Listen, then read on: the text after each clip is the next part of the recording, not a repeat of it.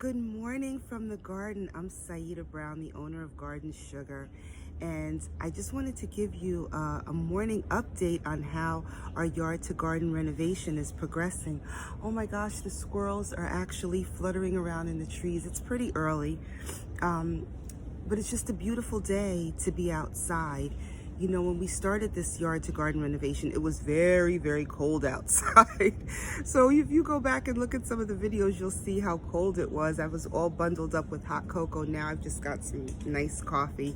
So today we're actually going to begin our back wall floral installation. So that's going to be really, really exciting. I'm choosing some perennials and some other I have to include some sunflowers and some other beautiful flowers to really brighten up the back wall. I'm also going to be starting our vegetable garden, so I'll be doing tutorials on gardening. I'm so excited to share that. But what I really wanted to talk with you today about is creating a sacred space that's just for you, where you can enjoy a moment of reflection, a moment of comfort, and just a moment of peace. So I'm going to put these 5 tips on my blog, gardensugar.net, but I wanted to share them with you. The first one is to really truly decide what sacred means to you.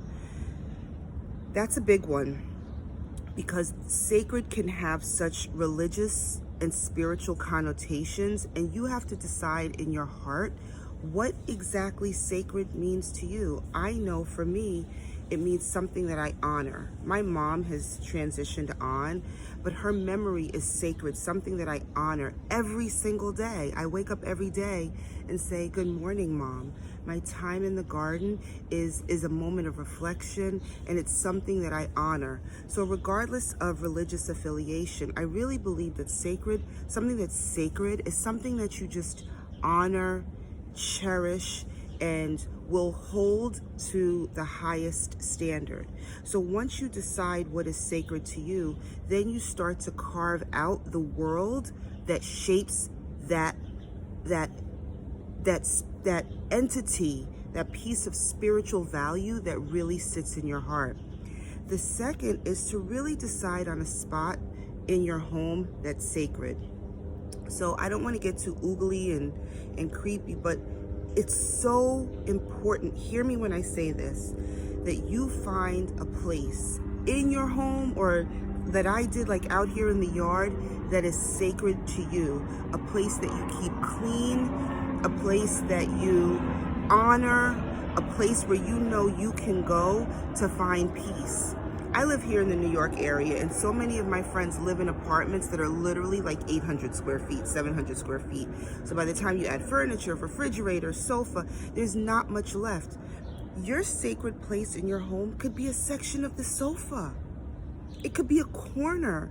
I'm not saying that it has to be this whole room that's painted in purple and gold, but find a place in your home, in your yard, that is sacred, where when you know emotionally, when you go into that place, the world stops. A lot of people feel that sex is so sacred. Some people think it's animalistic, but some people honor just that act of sex is absolutely sacred. So find a place in your home that is sacred to you, that you will honor and value, that you know will provide respite in really dark and troubled moments. I also recommend creating an altar. Again, not to get spiritual and spooky, well, to be spiritual but not spooky. Create an altar, whatever this altar is for you, something that can center you. Not an altar where you're praying to a prophet, a god, but whatever you need to center you. So for example, and this is really personal, I carry around a rock. It's not a crystal, it's a rock that I got from my mom's house many, many years ago. And so for me, I take that, and when I need to get centered, I place it on the table. And when I'm feeling out of sorts or scattered, I'm able to use this as a centering and grounding tool to bring me back to who I naturally am.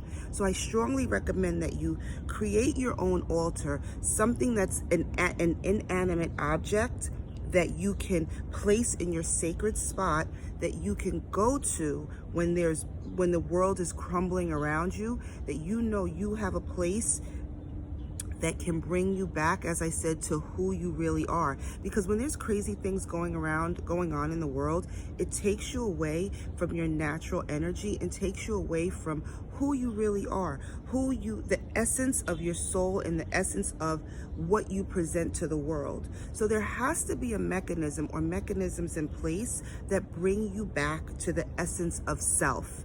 And so by creating this altar, creating this sacred space in your home, you are allowing yourself, you're giving yourself permission to bring you back home, right? I also feel, this is the fourth thing, is to surround yourself with inspiration, even if it means something to only you. So I'm going to tell you, this is really funny. So you see this mug? This is one of my S mugs.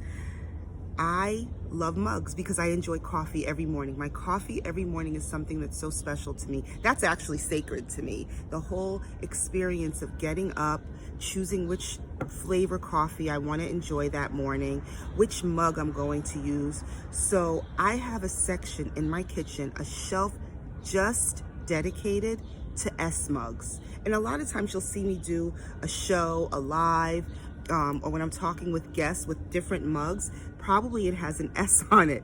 So surround yourself with inspiration. For some people, it can be flowers. For some people, it can be a color. It can be sheets. Whatever inspiration, you put things on your wall. Whatever inspires you or moves you to greatness so you can operate at your highest self, you need to be inundated with that in your home. And if you can't, for whatever reason, you share your home with other people or other people don't vibe the way you vibe, that's when you go back into your sacred space. So even if, for me, it's my mugs. My mugs are my inspiration. Every time I look at one of my mugs on the shelf, I'm reminded of where I bought it, what I was thinking when I purchased it, how it makes me feel. Today, I'm really in a farmhouse mood, so that's why I chose this one, a sort of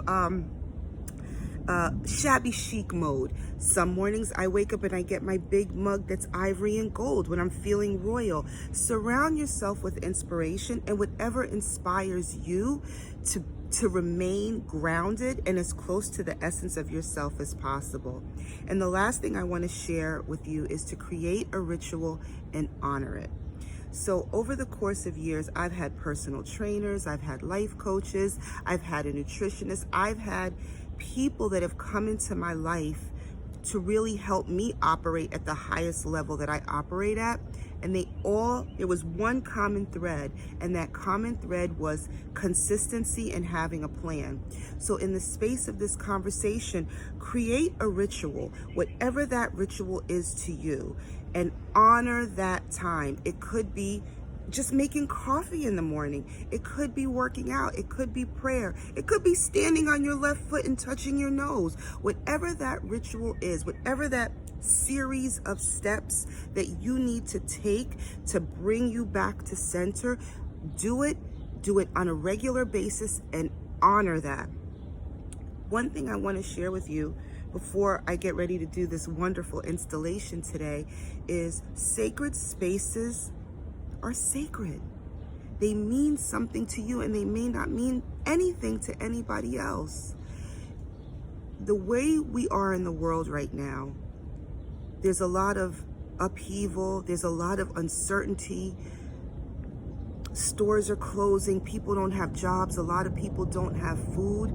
It's critically important that you use and utilize every tool at your disposal and every tool in your toolbox to help you not only get through this, but thrive on the other side. So it's really my prayer for me, for you, and for those who I come in contact with, for those who hear my voice, that we're able to use our collective consciousness to come together, thrive, and always stay grounded and reminded of who we really are. Always remember we shall pass through this world but once.